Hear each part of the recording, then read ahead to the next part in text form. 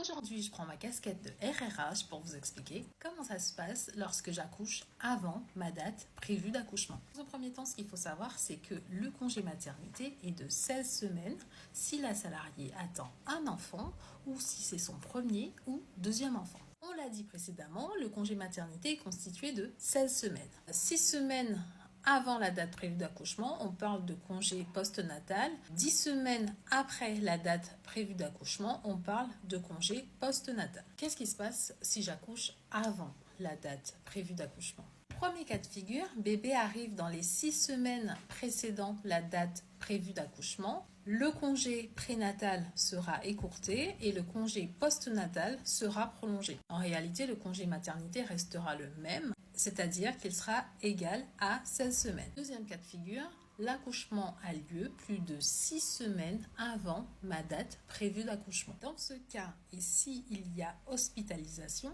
la maman bénéficie d'un congé maternité plus long. Si l'accouchement a eu lieu très en avance, la maman n'a pas pu bénéficier de son congé prénatal. Donc, pour compenser cela, on ajoute des jours supplémentaires après l'accouchement. Concrètement, on compte le nombre de jours entre la date réelle d'accouchement et la date où devait commencer le congé prénatal. Et tout simplement, ce nombre de jours est ajouté après la naissance. Donc n'hésite pas si tu as des questions supplémentaires par rapport au congé maternité.